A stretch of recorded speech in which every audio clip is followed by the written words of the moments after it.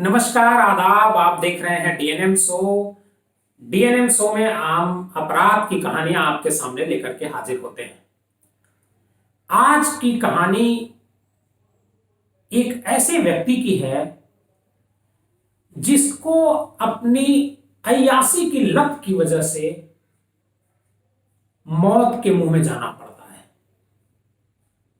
और उसी की एक जो प्रेमिका होती है वही एक दिन उसके मौत का कारण बनती है और उसकी प्रॉपर्टी के लिए अपने बच्चों और एक दूसरे अपने प्रेमी के साथ मिलकर के उसकी हत्या कर देती है और हत्या करके शव को कहीं बाहर नहीं फेंकती है बल्कि अपने ही घर के ही एक गौशाला जो होती है उसी गौशाला में कब्र खोद करके उसमें दफन कर देती है।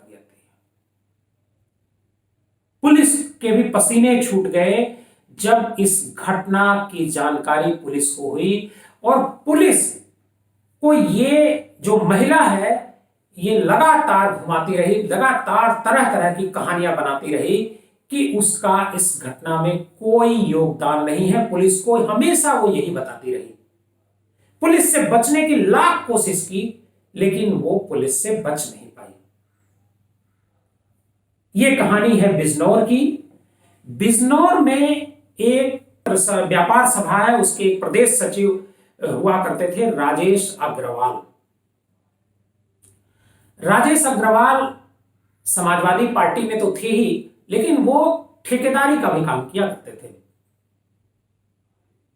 वो मूलतः तो वैसे अलीगढ़ के रहने वाले थे लेकिन उनकी ठेकेदारी जो है बिजनौर में चलती थी। बिजनौर में पीडब्ल्यूडी की ठेकेदारी करने के दौरान उनकी मुलाकात एक बबीता नाम की महिला से होती है। बबीता से मुलाकात के बाद दोनों के बीच नजदीकियां बढ़ती हैं, बातचीत होने लगती है और बबीता से वो शादी कर लेते हैं। और बबीता से शादी करने के बाद राजेश अग्रवाल की जो पत्नी थी, पहली पत्नी थी, उसको और उनके जो बच्चे थे उसे अलीगढ़ में छोड़ करके वो बिजनौर में आकर के रहने लगते हैं।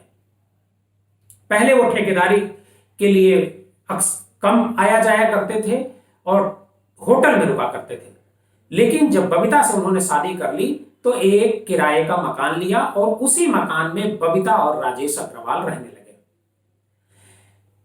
28 फरवरी 2022 को अचानक राजेश अग्रवाल और बबीता दोनों गायब हो गए। बबीता का जो भाई होता है मनोज कुमार राणा, वो अपनी बहन से अक्सर ही बात किया करता रहता है। राजेश अग्रवाल से उसकी बातचीत होती थी। 23 फरवरी 2022 को मनोज कुमार राणा ने बबीता के फोन पर फोन किया। बबीता का कॉल पिक नहीं हुआ। बाद में वो मोबाइल स्विच ऑफ आने लगा। फिर राजेश अग्रवाल को उसने मिलाया, राजेश अग्रवाल का भी मोबाइल बंद था। दोनों का मोबाइल बंद होने पर मनोज राणा को थोड़ी चिंता हुई।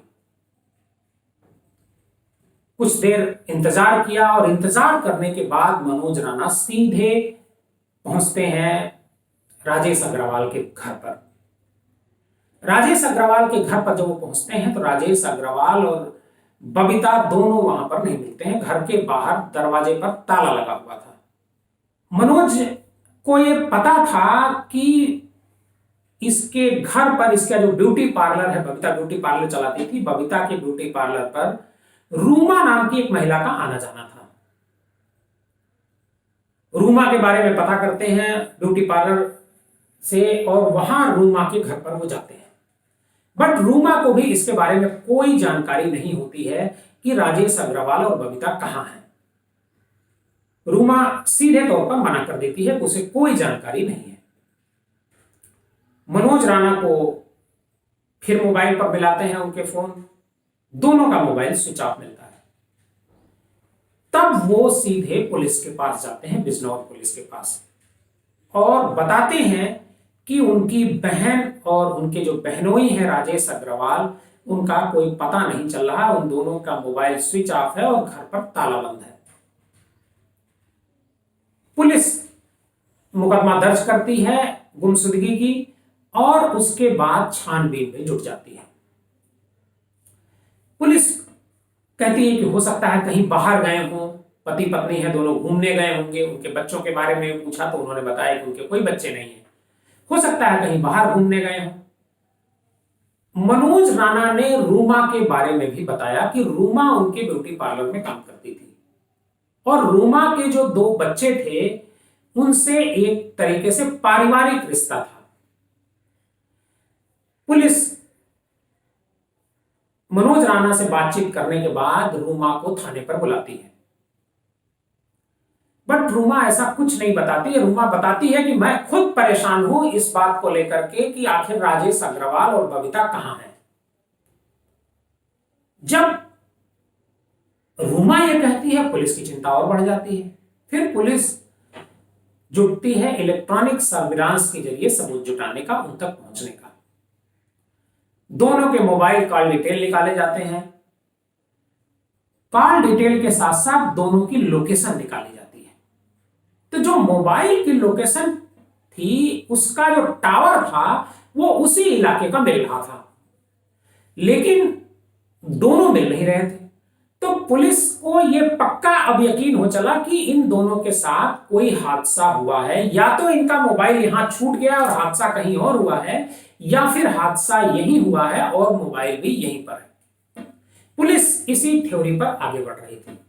वो लगातार रूमा से बुला करके पूछताछ कर रही थी, रूमा के घर पर भी दबिश दी, रूमा के जो बच्चे थे तो उनसे भी बातचीत की, लेकिन किसी ने कोई जानकारी नहीं दी। अब पुलिस के पास इंतजार करने के अलावा कोई रास्ता नहीं था। पुलिस रूमा की प्रत्येक गतिविधि पर नजर रखे हुई थी, बल्कि एक महिला पुलिस जो है रूमा के पीछे भी लगा दी गई थी। गुपचुप तरीके से वो सादे वेश में रूमा की हर गतिविधि पर वो नजर रख रही थी। रूमा कहां जा रही है, कहां आ रही है, किससे मिल रही है, किससे बातचीत कर रही है, इस पर भी रूमा की भी कॉल डिटेल निकलवाई गई उसके मोबाइल की। रूमा की जब कॉल डिटेल की मोबाइल की निकाली गई तो उससे पता चला कि रूमा की इसके अलावा, मतलब एक ब्यूटी पार्लर के अलावा एक मुकेश नाम का व्यक्ति है, उससे भी काफी लंबी बातचीत होती थी। पुलिस अब मुकेश को इसमें शामिल करती है और मुकेश को बुलाती है, मुकेश से पूछताछ करती है। तब यह खुलासा होता है कि मुकेश और रूमा के बीच आंतरिक संबंध थे, एक अवैध संबंध थे, और रूमा का जो पति था वो करीब 10 साल पहले उसकी मौत हो चुकी थी, और वो भी यहां पर राजेश अग्रवाल के बगल में किराए के मकान में रहती थी। जो राजेश अग्रवाल का एक तरफ मकान था और उसी के बगल में थोड़ी दूर पर वो रूमा ने भी मकान ले रखा था, वो अपने 2 बच्चों के साथ रहती थी। अब मुकेश से भी पूछताछ पुलिस करती है। तब तक कई दिन बीत जाते हैं। इधर मनोज राणा लगातार थाने के चक्कर लगा रहे थे, पुलिस के चक्कर लगा रहे थे, लेकिन कोई जानकारी नहीं मिलती है। अब पुलिस को लगता है कि रूमा कहीं ना कहीं इस पूरे इन 2 जो बबीता और राजेश अग्रवाल की गुमशुदगी में रूमा का जरूर कोई हाथ है। पुलिस रूमा को बुलाती है एक दिन थाने पर, और इंस्पेक्टर जो साहब जो होते हैं वो महिला पुलिस को लगाते हैं इससे सख्ती से पूछताछ करने के लिए। इंस्पेक्टर उसे बहुत सख्ती से करते हैं उसके सामने। तभी रूमा के मुंह से एक बात निकलती है। रूमा कहती है कि राजेश मुझसे टेढ़े से मत बात करिए, राजेश अग्रवाल ने मुझसे गलत तरीके से बात की, मैंने उसको रास्ते से निपटा दिया। यही वो कड़ी थी कि पुलिस रूमा के साथ अब सख्ती के साथ पेश आने लगी और एक एक घटना के बारे में जानकारी करने लगी। मुकेश को भी पकड़ करके लाया गया। रूमा ने बताया कि रूमा के साथ साथ उसमें मुकेश, उसका एक चचेरा भाई है धीरज, और बेटा तुषार, जो रूमा का बेटा है तुषार, वो सारे लोग इस पूरे घटना में शामिल थे। दरअसल हुआ ये कि जो पूरा घटनाक्रम निकल करके सामने आया वो ये रहा कि रूमा से भी राजेश अग्रवाल के अवैध संबंध थे। दरअसल राजेश अग्रवाल और बबीता ये दोनों प्रेम के बाद दोनों शादी कर लिए थे। बगल में जब ये दोनों लोग आए तो रूमा रह रही थी बगल में। रूमा का पति 10 साल पहले मर चुका था। उसके एक बेटा और एक बेटी थी। पड़ोसी होने की वजह से दोनों के बीच अच्छे ताल्लुकात हो गए थे। बबीता ने एक ब्यूटी पार्लर खोल रखा था और रूमा उसमें काम करती थी। काम क्या, बल्कि एक तरीके से पार्टनर जैसी थी। राजेश अग्रवाल और रूमा के बीच अक्सर मुलाकातें होती थी, तो राजेश अग्रवाल और रूमा के बीच भी अवैध संबंध बन गए थे। इसकी जानकारी बबीता को नहीं थी। दोनों के बीच जब संबंध बन गए, लगातार दोनों मिलते थे। राजेश अग्रवाल पैसे से भी रूमा की मदद किया करते थे। लेकिन रूमा सिर्फ राजेश अग्रवाल के साथ अवैध संबंध में नहीं थी। रूमा मुकेश नाम के एक और आदमी के साथ भी अवैध संबंध में बनी थी। वो कभी राजेश अग्रवाल के साथ रहती थी, कभी मुकेश के साथ रहती थी। राजेश अग्रवाल को किसी बात पर यह संदेह हो गया कि रूमा का मुकेश के साथ भी अवैध संबंध है। इसी बात को लेकर के राजेश ने रूमा को एक दिन काफी भला बुरा कहा और डराया। रूमा कहती है कि यह बात उसके मन में धर कर गई और इसी दिन हमने राजेश अग्रवाल को मारने का फैसला लिया। और जब हत्या करने की रण योजना बनाई, उसमें सबसे पहले उसने मुकेश को शामिल किया। मुकेश को लगा कि पता नहीं हम अकेले ये काम कर पाएंगे नहीं कर पाएंगे, क्योंकि ये प्रोफेशनल हत्यारे तो थे नहीं। तो उन्होंने अपने भाई, चचेरे भाई धीरज को भी इसमें शामिल करना है अपनी इस योजना में। जो रूमा थी, उसका जो बेटा था तुषार, उसको भी उसने इसके लिए तैयार कर लिया। और बेटे और मुकेश को रूमा ने इस तरह के समझाया कि अगर इस राजेश अग्रवाल का हम लोग मर्डर कर देंगे तो इनकी जो संपत्ति है, जो मकान भी खरीद लिया था बिजनौर में, इस मकान और जितने भी पैसे उस पर हम लोगों का कब्जा हो जाएगा। मुकेश को भी पैसे की लालच आ गई और रूमा इसके बहाने अपना बदला लेना चाहती थी, जो उन्होंने एक दिन भला बुरा उनके साथ कहा था। अब योजना के मुताबिक रूमा के घर पर जो है, पहले तो राजेश अग्रवाल को बुलाया गया। रूमा ने बुलाया और राजेश अग्रवाल आए और वहीं पर उनकी हत्या कर दी गई। हत्या करने के बाद रूमा ने तुषार को बोला कि तुम जाकर के बबीता को भी बुला करके ले आओ। राजेश अग्रवाल की हत्या करके उनके किनारे कमरे में डाल दिया गया। अब बबीता आ गई। बबीता की भी हत्या मुकेश और रूमा ने मिलकर की। तुषार ने इस बबीता की हत्या करने से मना कर दिया था।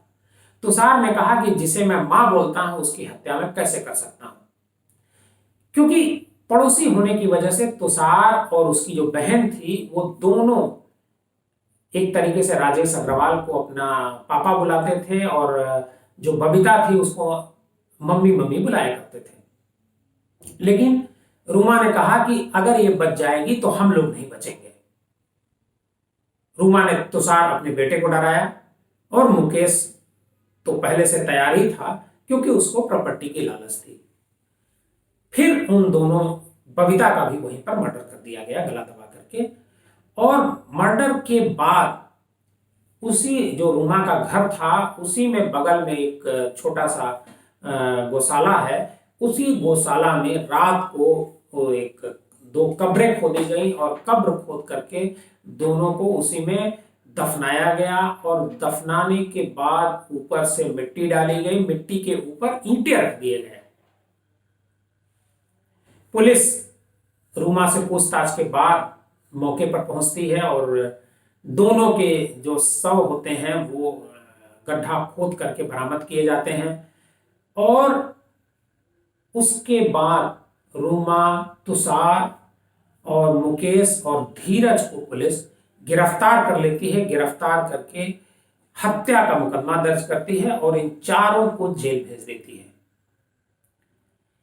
एक अय्याश राजेश अग्रवाल अपनी पत्नी को छोड़ता है, फिर एक नई शादी करता है, उसके बाद एक और प्रेमिका अपने जीवन में लेकर के आता है।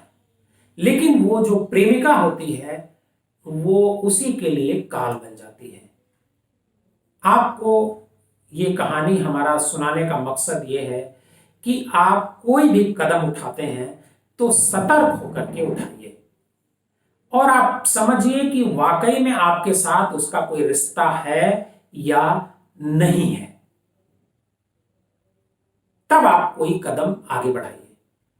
आपको हमारी ये कहानी कैसी लगी हमें कमेंट बॉक्स में जाकर जरूर बताइएगा। अगर आपको हमारी ये कहानी पसंद आई हो या और भी जो हमारी कहानियां डीएनएम शो की हैं वो पसंद आई हो तो हमारे इस चैनल को लाइक कीजिए, सब्सक्राइब कीजिए और ज्यादा से ज्यादा लोगों को शेयर कीजिए।